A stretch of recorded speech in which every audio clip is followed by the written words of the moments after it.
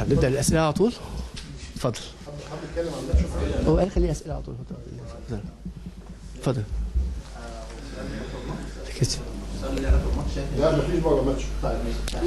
Une question sur le match, votre pas de match à dire seulement sur le match. شايف ان خروج ديانج النهارده على مستوى اداء الاهلي في الشوط الثاني، خاصه ان احنا شفنا ان هو حاول يصلح الموضوع ده بنزول محمود مطلب مكان ديانج يلعب جنب عمرو السوليه. شايف ان ده فرق مع. Est-ce que vous pensez que le remplacement de Dieng, fait sortir Dieng, a fait un problème pour le technique pour l'équipe? C'est pourquoi vous avez mis Mahmoud à sa place au milieu de terrain comme milieu défensif pour résoudre les problèmes après sa sortie? Non, nous avons beaucoup de matchs.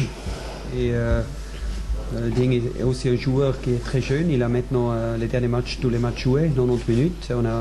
Ça continue avec des matchs presque tous les 3, 4, 5 jours. Ça veut dire c'était le moment pour donner à Dieng aussi un peu repos. هو ديانج طبعا لعيب صغير 23 سنه وعنده مباريات كتيره وخد ماتشات كتيره الفتره اللي فاتت كان بيلعب 90 دقيقه فشفت المفروض يعني بسير المباراه شفت ان اريحه احسن عشان يستريح عشان ادي فرصه لحد تاني يلعب. Ça c'est une raison. La deuxième raison, Etwali il était absent pendant plusieurs semaines et c'est aussi pour moi important d'intégrer des joueurs qui n'ont pas souvent joué. Il a fait un match, il y a deux matchs, mais maintenant j'ai eu l'occasion de lui donner encore des minutes pour jouer. وسؤال حياتك المحمود متولي نزله عشان خاطر يتدارك الخطا قال لك محمود متولي بقى له فتره ما بيلعبش فضل ان هو يديله طبعا نتيجه الماتش كانت تساعد ان هو يديله واداله ماتش عشان ياخد ثقه ويرجع هو كان بيلعب قبل لعب الماتش اللي فات فعشان يكمل في نفس الاداء بتاعه. Félicitations pour la victoire d'aujourd'hui. J'ai déjà posé cette question une autre fois. Je vais poser une autre fois. ديانج حصل النهارده على النزول الثالث وكان في ماتش طنطا اللي فات. فهل مستر فايل اتكلم معاه بسبب الموضوع ده خاصه ان الثنائي اساسي في الماتش؟ La question qu'il a posée à la dernière conférence de presse, que Ayman Achraf vient de retour après trois cartons jaunes et suspension, il a appris aujourd'hui un carton jaune et Dieng a pris la troisième carton jaune absent. Est-ce que vous parlez avec eux pour éviter d'avoir des cartons jaunes, surtout qu'ils sont des titulaires dans l'équipe? Est-ce que ça vous intéresse que... Maintenant, je dois bien réfléchir qu'est-ce que j'ai répondu la dernière fois. هفتكر جاوبت عليك هو طبعا السؤال عشان ما اسمعش السؤال بيقول له ان السؤال اللي سالته لك قبل كده في المؤتمر اللي فات ان ايمن اشرف بياخد انذارات كتير وكان خد يعني رجع بعد 3 انذارات ومع ذلك خد انذار النهارده وديانج خد الانذار الثالث فمش هيلعب الماتش الجاي فيا ترى بتتكلم معاهم في موضوع الانذارات خصوصا هم لاعبين 2 اساسيين في الفرقه فهو بيقول بحاول افتكر بس رديت عليك ايه الاسبوع اللي فات في المؤتمر. Et autrement, j'ai un problème si je ne donne pas 2 fois la même réponse. Non, pour moi, c'est clair, ce sont des joueurs qui savent aussi qu'est-ce qu'il faut faire pendant le match. C'est clair, il faut essayer d'éviter des cartons, mais si tu joues défensif ou autrement, aussi si tu joues un peu plus agressif, ça c'est aussi quelque chose qui est très important.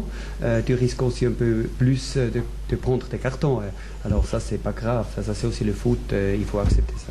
طبعا اللعيبه هم اللعيبه عندهم خبرات وعارفين طبعا مهام مركزهم وعارفين يعملوا ايه في الملعب طبعا مركزهم كمدافعين او بتلعب مدافع او بتلعب ضد الكوره بتلعب على الكوره طبعا بيبقى في مخاطره انك ممكن تاخد انذارات او في ريسك انك تاخد انذارات بس ده طبعا مش مهم بالنسبه لي مهم اصلا ان هم بيأدوا ادائهم في الملعب والماتش بيطلع بشكل نايس. Et les défenseurs, ça c'est clair, hein, les défenseurs sont plus en danger de prendre des cartons. Hein. وطبعا المدافعين مش طبيعي ان هم بياخدوا انذارات اكتر من اي لعيبه ثانيه او عند عرضه ان هم ياخدوا انذارات اكتر من لعيبه المراكز الثانيه. Mais avec ce tout là, c'est presque tous les matchs.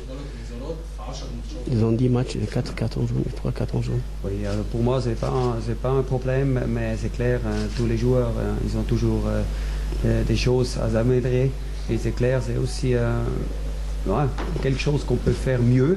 Mais comme j'ai déjà dit, je répète, c'est pas un problème pour moi. زي مش مشكله طبعا كل لعيب عنده حاجه المفروض يحسن فيها او يشتغل عليها ممكن يشتغل على الموضوع ده بعد كده بس انا بكرر تاني ان الموضوع ده مش مشكله بالنسبه لي. اتفضل يا فندم. Je vous félicite pour la victoire d'aujourd'hui. Mais خروج قفشه في كل ماتش يبان ان قفشه هو الوحيد اللي بيربط ما بين الثلاث خروج بتاعه. خروج قفشه في كل ماتش هو اللي يبين ان مفيش حد لعيب من اللعيبه سواء لسه لا احمد الشيخ ايا كان اللي بيجربهم ما بيقدرش يجيب اللي قفشه بيعمله. هل الاهلي بيحاول يعمل خلل في المركز ده؟ حتى لو بنغير طريقه اللعب برضه بيبان.